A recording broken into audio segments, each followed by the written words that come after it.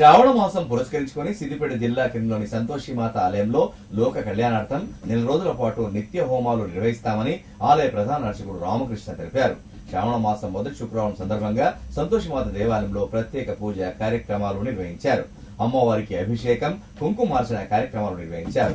అనంతరం ఆలయ ప్రాంగణంలో 108 కమలాలతో లక్ష్మీ హోమం శాస్త్రోక్తంగా నిర్వహించారు. ఈ సందర్భంగా ఆలయ ఏవో ముషినం మైసాగౌడ్తో కలిసి ఆలయ ప్రధాన అర్చకుడు రామకృష్ణ మాట్లాడారు. 2వ శుక్రవారం భక్తులు అమ్మవారిని సేవించుకుంటారని, అలాగే ప్రత్యేక అలంకరణ ఉంటుందన్నారు. ఈ నెల 21, 22, 23 రోజుల్లో అమ్మవారు వార్షిక ఉత్సవాలు, 24వ రథోత్సవ కార్యక్రమం, 25 అమ్మవారి జన్మోత్సవ కార్యక్రమం ఉంటుందన్నారు. అలాగే రాఖీ పౌర్ణిమ నిర్వహిస్తామని, 28న ఊయల సేవ, సంగీత కార్యక్రమం ఉంటుందన్నారు. ఈ నెల రోజుల పాటు శక్తిగల అమ్మవారిని సేవించుకుంటారని అన్నారు.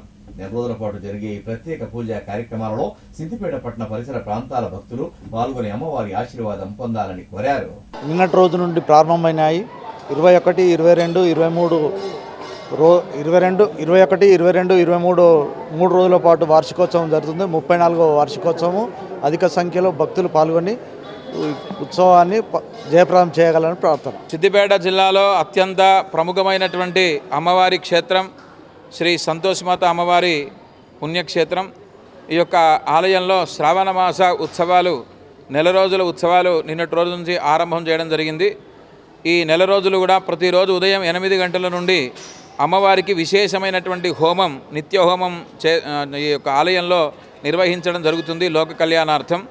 అలానే ఈరోజు మొదటి శుక్రవారాన్ని పురస్కరించుకొని అమ్మవారికి ఉదయం 4 గంటలకి అభిషేక కార్యక్రమాన్ని పూర్తి చేసుకొని, సహస్ర కుంకుమార్చన కార్యక్రమాన్ని పూర్తి చేసుకొని ఈరోజు విశేషంగా 108 కమలాల చేత లక్ష్మీ హోమాన్ని నిర్వహించడం జరిగింది.